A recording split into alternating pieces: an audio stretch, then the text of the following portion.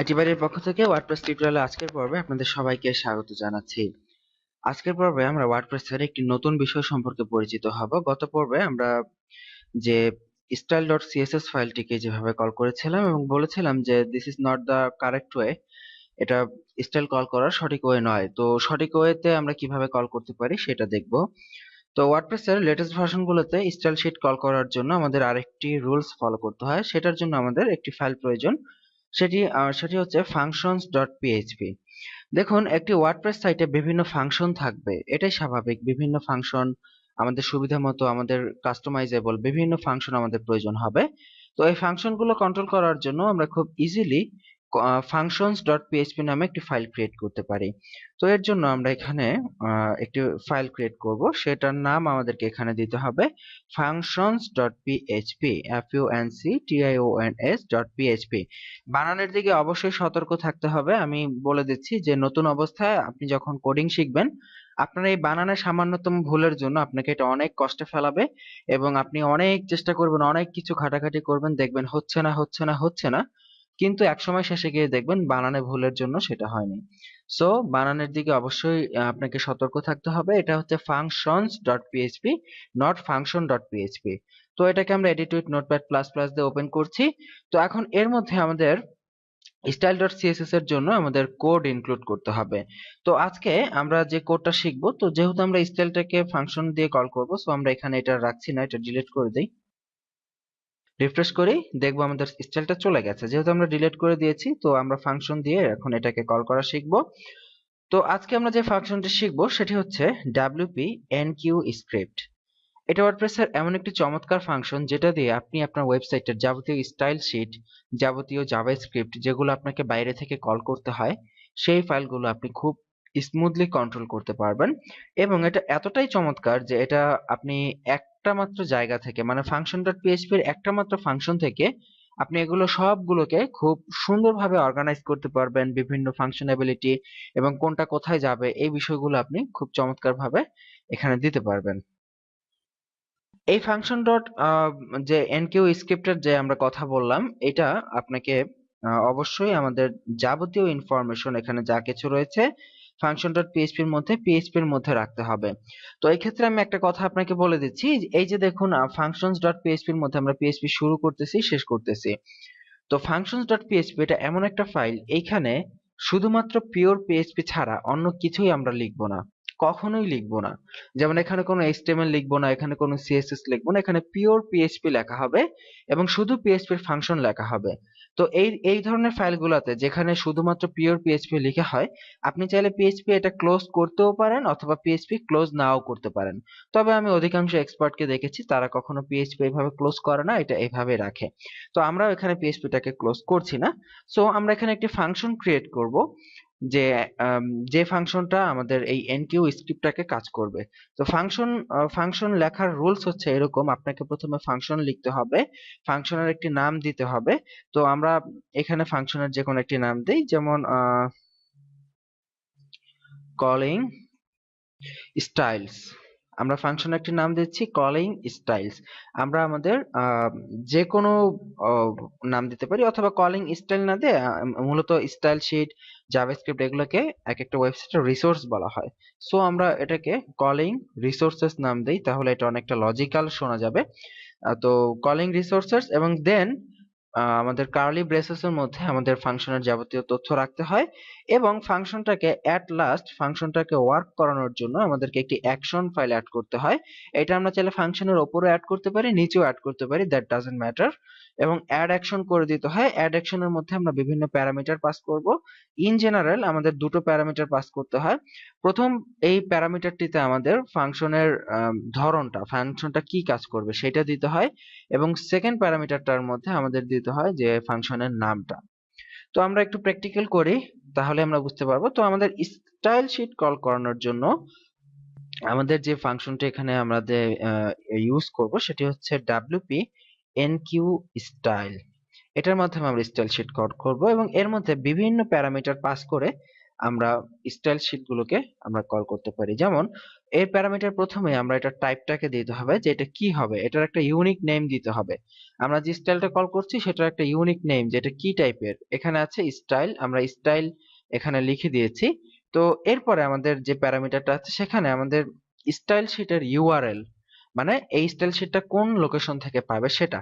তো এই ক্ষেত্রে আমরা এখানে জাস্ট সিম্পলি, আমরা গত পর্বে শিখেছিলাম যে গেট স্টাইল শিট ইউআরএল দিয়ে আমরা এটাকে কল করিয়ে দিতে পারি। সো আমরা ঠিক এইখানে গেট স্টাইল শিট ইউআরএল লিখে দিচ্ছি। লিখে এবার যদি আমরা সেভ করি, সেভ করে আমরা বলেছিলাম যে অ্যাড অ্যাকশন করতে হবে। অ্যাড অ্যাকশনে প্রথমে আমাদের এটার টাইপটা দিতে হবে। তো এটার টাইপ হচ্ছে WP Enqueue স্ক্রিপ্টস, এটাকে বলা হয় WP Enqueue স্ক্রিপ্টস, যেটার মাধ্যমে আমরা আমাদের ওয়েবসাইটের স্ক্রিপ্ট গুলোকে বা স্টাইল গুলোকে একসাথে কল করতে পারি। তো এরপরে কলিং রিসোর্সেস আমাদের ফাংশনের নাম দিতে হবে। দেখুন আমি পুনরায় রিভিউ করছি। আমরা functions.php নামে একটি ফাইল ক্রিয়েট করেছি, সেটার মধ্যে আমরা পিএইচপি নিয়েছি, যেহেতু আমরা এখানে পিওর পিএইচপি লিখব। এর মধ্যে একটি ফাংশন নিয়েছি। ফাংশন নেওয়ার রুলস হচ্ছে এরকম যে আপনাকে পুরো ফাংশনটিতে প্রথমে ফাংশন নামে একটি ওয়ার্ড নিতে হবে, দেন আপনাকে ফাংশনের নাম এখানে ডিফাইন করতে হবে। মাথায় রাখতে হবে ফাংশনের নামে কখনো যাতে কোনো অবস্থাতেই কোনো স্পেস না থাকে, এবং ফাংশনের নামটি অবশ্যই প্যারেনথেসিস দিয়ে ক্লোজ করতে হবে, এটা কমন বিষয়। তারপরে আমাদের কার্লি ব্রেসেসের মধ্যে আমাদের যে ফাংশনের যে বাকি পার্ট গুলো আছে এখান থেকে শুরু এবং এখানে শেষ। তো এর মধ্যে আমরা আমাদের এই ফাংশন গুলোকে লিখেছি যে WP Enqueue স্টাইল, এবং এটার ধরন হচ্ছে স্টাইল, এবং এটার ইউআরএল হচ্ছে get style sheet URL. Get style sheet URL দিলে এটা অটোমেটিক্যালি আমাদের এখান থেকে পাবে। সরি, আমার এখানে একটু সামান্য ভুল হয়েছে, যে এখানে অ্যাকচুয়ালি ইউআরএল না, এখানে ইউআরআই ইউজ করতে হবে। ইউআরআই দিলে মূলত আমাদের এখান থেকে এটা পাবে। তো আমি এটা এতক্ষণ খেয়াল করি নাই। যাই হোক, এরপরে আমাদের ফাংশনের রুলস হচ্ছে অ্যাড অ্যাকশন। প্রত্যেকটা ফাংশনের শেষে আমাকে এভাবে অ্যাড অ্যাকশন করতে হবে, অথবা অ্যাড অ্যাকশনটা আমরা এখানে না লিখে এখানেও লিখতে পারতাম, দুইটা একই ভ্যালু প্রকাশ করে। এবং অ্যাড অ্যাকশনের বৈশিষ্ট্য হচ্ছে আপনাকে প্রথমে দিতে হবে এটা টাইপ, এটা কি টাইপের কাজ করবে। যেমন এটা WP Enqueue স্ক্রিপ্টস, এটা স্ক্রিপ্টস গুলো এনকিউ করবে। এবং এরপরে হচ্ছে কলিং রিসোর্সেস, আপনাকে এই ফাংশনের যে নামটা আপনি কল করেছেন সেই নামটা এখানে দিতে হবে। এইভাবে যদি আপনি দেন, তারপর আপনি রিফ্রেশ করলে, আমরা যদি রিফ্রেশ করি আমরা দেখব কিছুই হয়নি। কারণ কি, আমরা তো এখানে দিয়েছি কোডগুলা, কিন্তু তারপরেও কেন কিছু হলো না? কারণ হচ্ছে ওয়ার্ডপ্রেসের একটা রুলস আছে যে আপনি যদি functions.php বা এই জাতীয় কোডগুলো আপনি যদি ইনক্লুড করতে চান আপনার ওয়ার্ডপ্রেসে, কিছু তথ্য এখানে ঢোকাতে হবে হেড এবং ফুটার এই দুইটা সেকশনে।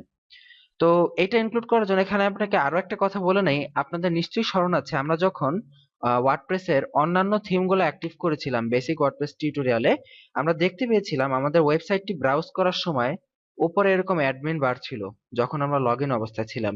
তো এখনো তো আমরা লগ ইন অবস্থায় আছি, কিন্তু আমাদের ওয়েবসাইটে কিন্তু উপরে কোনো অ্যাডমিন বার নেই।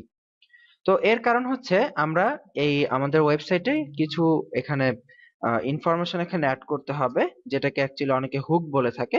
তো যাই হোক, আমরা এখানে পিএইচপি দিয়ে WP হেড এখানে দিতে হবে।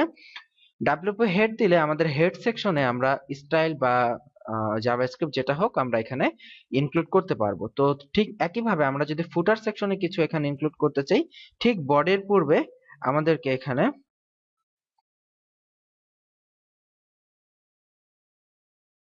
WP ফুটার দিয়ে দিতে হবে। তো এই WP ফুটার বডির পূর্বে WP ফুটার এবং হেড শেষ হওয়ার পূর্বে WP হেড, এই দুইটা কোড দিলে আমাদের বিভিন্ন প্লাগইন যেগুলো আমরা ইউজ করব সেগুলো অ্যাক্টিভ হবে, সেগুলো কাজ করতে পারবে, এবং ওয়ার্ডপ্রেসের functions.php ফাইলটি কাজ করবে। এবার যদি আমাদের ওয়েবসাইটটা রিফ্রেশ করি, আমরা দেখব যে আমাদের স্টাইল শিটটা কল হয়েছে, এবং আমাদের ওয়েবসাইটের উপরে যে অ্যাডমিন বারটা এতক্ষণ আসে নাই সেই অ্যাডমিন বারটাও চলে এসেছে। দেখুন কি চমৎকার ভাবে আমরা কল করেছি। এখন যদি আমরা এটাকে ইন্সপেক্ট এলিমেন্ট করি বা এটার পেজ সোর্স দেখি, আমরা দেখব এই যে আমাদের যে স্টাইল শিটটি আমরা এখানে নিয়েছিলাম, এখানে আমরা দেখি এই যে আমরা যে স্টাইল শিটটা এখানে কল করেছিলাম, আমাদের স্টাইল শিটটি এখান থেকে দেখা যাচ্ছে যে আমাদের লোকেশন লোকাল হোস্ট থেকে আমাদের style.css ফাইলটি কল হয়েছে। তো এখানে বাই ডিফল্ট এখানে হোয়াট সাইন দিয়ে ভার্সন 4.6.1, এটা হচ্ছে আমাদের ওয়ার্ডপ্রেসের বর্তমান ভার্সন, এটা বাই ডিফল্ট এটা চলে আসে। তো এইটা আমরা কিভাবে কন্ট্রোল করতে পারি আমরা এই বিষয়টা এখনই শিখবো। তো এটা অ্যাকচুয়ালি বাই ডিফল্ট ওরা দিয়েছে, কেন দিয়েছে সেটা আমরা বলবো। তো দেখুন, এই WP-Enqueue স্ক্রিপ্টের একটি চমৎকার সুবিধা হচ্ছে এখানে এটা নট অনলি স্টাইল শিটকে কল করেছে, স্টাইল শিটের পাশাপাশি এটা বাই ডিফল্ট আর অনেক কিছু কল করেছে। দেখেন এই যে স্ক্রিপ্টগুলা, এই স্ক্রিপ্টগুলো কি আমরা দিয়েছিলাম? মোটেও না, আমরা কিন্তু এই স্ক্রিপ্টগুলো দেইনি। এখানে ওয়ার্ডপ্রেসের এসেনশিয়াল অনেক স্ক্রিন মানে অনেক কিছু এখানে বাই ডিফল্ট অ্যাড হয়ে গেছে, যেগুলো আমাদের ওয়েবসাইটটিকে আরো স্মুথ করবে এবং ওয়ার্ডপ্রেসের ফাংশনগুলোকে আরো সহজে পেতে সাহায্য করবে। তো এখন আমরা আহ, আমাদের যেটা জানা দরকার এর সাথে এই যে যে আমরা দেখলাম যে ভার্সনে চলে এসেছে, তো এটা কিভাবে আসলো? তো এই সম্পর্কে আরো ডিটেলসে যদি আপনি জানতে চান, আপনাকে যেটা করতে হবে সিম্পলি WP-Enqueue স্টাইল লিখে আমরা গুগলে একটা সার্চ করে দিব। তাহলে আপনি এই যে developer.wordpress.org ওদের ওয়েবসাইটেই আপনি এই WP-Enqueue স্টাইলের আদি অন্ত যা কিছু আছে সবকিছু পেয়ে যাবেন। এই যে দেখুন, আমরা যে ফাংশনটা ইউজ করলাম WP-Enqueue স্টাইল, এটার যে বিভিন্ন প্যারামিটার গুলো, আমরা কিন্তু এখানে অনলি দুটো প্যারামিটার পাস করেছি, একটা হচ্ছে স্টাইল আর একটা হচ্ছে স্টাইল শিট URI। তো এখানে আরো অনেক প্যারামিটার পাস করা যায়। তো প্রথমে আমরা এখানে স্ট্রিং এখানে পাস করতে পারি, দেন আমরা স্ট্রিং src পাস করতে পারি যেটা আমরা সোর্স, প্রথম হচ্ছে হ্যান্ডেল, দেন সোর্স, তারপরে ডেপস করতে পারি, দেন এখানে আমরা এটার ভার্সন আমরা একটু আগে দেখেছি 4.6.1 আমাদের ওয়ার্ডপ্রেসের বর্তমান ভার্সনের সাথে দিয়ে দিয়েছে, সেটা অ্যাড করতে পারি, মিডিয়া অ্যাড করতে পারি। তো এই বিষয়গুলো কি আমরা যদি এখানে ডিসক্রিপশন আছে আপনারা এখান থেকে পড়ে আরো জেনে নিতে পারবেন। আমরা জাস্ট একটু এখানে ওরা একটা এক্সাম্পল দিয়ে দিয়েছে, এটার আমরা এক্সাম্পলটা দেখি। যে এখানে দেখুন, আমরা একটু নিচের দিকে আসলে এটার বাস্তব এক্সাম্পল দেখতে পারবো এখান থেকে। এই যে WP-Enqueue স্ক্রিপ্ট, তো এখানে অ্যাকচুয়ালি আমরা দুইটা ফাংশন দেখতে পাচ্ছি, WP-Enqueue স্টাইল এবং WP-Enqueue স্ক্রিপ্ট। তো যেহেতু আমাদের ওয়েবসাইটে এখনো পর্যন্ত কোনো স্ক্রিপ্ট নেই, সো এই ক্ষেত্রে আমরা স্ক্রিপ্টের ব্যবহারটা দেখছি না, যখন আমাদের ওয়েবসাইটে স্ক্রিপ্টের প্রয়োজন হবে আমরা তখন সেটা দেখব। আমরা এখন আপাতত WP-Enqueue স্টাইলটা দেখে নিচ্ছি। তো স্টাইলের প্রথমে যে নামটা রয়েছে এটা একটা ইউনিক নেম হবে। এই যে আমরা এখানে উপরে উঠলে দেখতে পাবো এই যে হ্যান্ডেল, এটার নেম হচ্ছে name of the style sheet, style শিটের একটা নাম দিতে হবে যেটা অবশ্যই ইউনিক হবে। তারপরে হচ্ছে এসআরসি মানে সোর্স, এটা হচ্ছে স্টাইল শিটের ইউআরএল। তারপরে ডেপস, এটা হচ্ছে অপশনাল, এটা দিলেও হবে না দিলেও হবে। তারপরে ভার্সন, এটাও অপশনাল, আমরা দিতেও পারি নাও দিতে পারি। তো এখানে আমরা বিভিন্ন ভাবে আমরা দেখতে পাচ্ছি যে প্যারামিটার গুলো হচ্ছে প্রথমে হ্যান্ডেল, তারপরে এসআরসি, তারপরে অ্যারে মানে ডেপস, এবং তারপরে ভার্সন, তারপরে মিডিয়া। তো আমরা এখানে আমরা তাহলে আমরা 4 নাম্বারটা আমরা যদি এটা শেষে ভার্সন দিতে চাই, যে আমরা যেরকম একটু আগেই দেখলাম যে হোয়াট সাইন দিয়ে ভার্সন থাকে, ভার্সন যদি দিতে চাই সেটা কিভাবে দিব? জাস্ট সিম্পলি একটা কমা দিয়ে দিচ্ছি এবং একটা প্যারামিটার খালি রাখতেছি, কারণ আমরা দেখেছি ভার্সন প্যারামিটারটা হচ্ছে 4 নাম্বারে। সো 3 নম্বরে আমরা কিছু দিচ্ছি না, আমরা 4 নম্বরে ভার্সন দিয়ে দিচ্ছি 1.0.0 ভার্সন দিয়ে দিলাম, দিয়ে সেভ করলাম। আপনারা এভাবে দিয়ে সেভ করবেন। সেভ করে আমরা যদি এটা রিফ্রেশ করি, রিফ্রেশ করে কন্ট্রোল ইউ দিয়ে এটার যদি আমরা সোর্স কোড দেখি বা রাইট ক্লিক করে সোর্স কোড দেখি, আমরা দেখব আমাদের style.css এর ভার্সন এখানে দেখাচ্ছে 1.0.0। এখন আপনি কোশ্চেন করতে পারেন এই ভার্সনের কি কাজ? আমরা তো সরাসরি style.css নিয়েই কাজ করছি, এর মধ্যে আবার এই ভার্সন টার্সন ঢুকিয়ে কেন আমি কমপ্লেক্স করছি? ভার্সনের একটা বৈশিষ্ট্য আছে যে অনেক সময় আপনার দেখা গেছে যে এটা আমরা 1.0.0 ভার্সন দিয়েছি, তো অনেক সময় আপনি সিএসএস এ কিছু কাজ করলেন, দেখা গেছে সিএসএস এ খুবই মাইনর কিছু চেঞ্জ করলেন, কিন্তু আপনার যারা ইউজার, এখন বর্তমানে আমরা ওয়ার্ডপ্রেস বা বিভিন্ন ওয়েবসাইটকে ফাস্ট করার জন্য, ফাস্ট লোড করার জন্য আমরা অনেক ক্যাশিং টেকনোলজি ব্যবহার করে থাকি, যে টেকনোলজি গুলো আপনার একটা ওয়েবসাইটকে ওরা বলে দেয় যে মানে ব্রাউজারে সেভ করে রাখে তার বিভিন্ন ভার্সনকে। যেমন ধরেন আপনি আজকের তারিখে কোনো একটা ওয়েবসাইট ব্রাউজ করলেন, আপনার ব্রাউজার সেটা সেভ করে রাখবে এবং পরবর্তীতে আপনি আসলে খুব দ্রুত লোড করার জন্য আপনার এই যে ক্যাশটা যে সেভ করে রাখলো, এই সেভ করা ফাইলটা আপনাকে দেখাবে, এতে করে আপনার ওয়েবসাইট খুব দ্রুত লোড হবে। তো এই জন্য দেখা গেছে আপনি সিএসএস এ যদি মাইনর কিছু চেঞ্জ করেন, অনেক সময় ব্রাউজার আগের ভার্সনটা ক্যাশ করে রাখলে নতুন চেঞ্জটা দেখায় না। সো এই জন্য আপনি এখানে বিভিন্ন ভার্সন ইউজ করতে পারেন, 1.0, 1.0.1, 1.0.2। এতে করে আপনি প্রতিবার যখন আপনার স্টাইল শিট চেঞ্জ করবেন, তখন যদি আপনি এই ভার্সনটা চেঞ্জ করে দেন, তখন আপনার ওয়েবসাইটটা ব্রাউজ করার সময় আপনার ব্রাউজার দেখবে যে এখানে স্টাইল শিটের ভার্সনটা চেঞ্জ হয়েছে, তখন সে আগেরটা বাদ দিয়ে নতুন স্টাইল শিটটা লোড করবে। এই জন্য মূলত ভার্সনটা ইম্পর্ট্যান্ট। তো অনেক কথা বলছি, অনেক কিছু বলছি, অনেক দ্রুত বলে যাচ্ছি, আশা করি আপনারা ক্যাচ করতে পারতেছেন। যদি ক্যাচ না করতে পারেন, ভিডিওটি অবশ্যই 2 থেকে 3 বার অত্যন্ত ভালোভাবে দেখুন, কারণ functions.php এটা অনেক ইম্পর্ট্যান্ট এবং এই এনকিউ স্ক্রিপ্ট এটা হচ্ছে আমাদের মাত্র ফার্স্ট ফাংশন। আমরা ভবিষ্যতে এরকম আরো অনেক ফাংশন ইউজ করব আমাদের ওয়েবসাইটে। সো আপনাকে এটা খুব ভালোভাবে বোঝা অত্যন্ত জরুরি। সো আজকের পর্ব এই পর্যন্তই রইলো।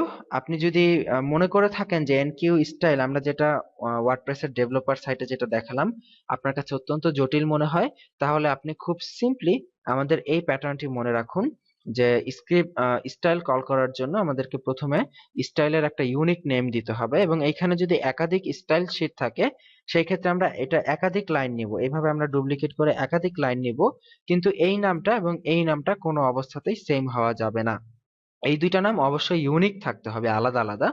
তো এই ক্ষেত্রে আমরা প্রথমে একটা নাম দিবেন স্টাইলের, তারপরে স্টাইলের যে অ্যাড্রেস আছে সেটা দিয়ে দিবেন। তো যেহেতু এটা বেস স্টাইল ফাইল, মানে আমাদের একদম main style file style dot CSS, এই জন্য আমরা গেট স্টাইল শিট ইউআরআই দিয়েছি।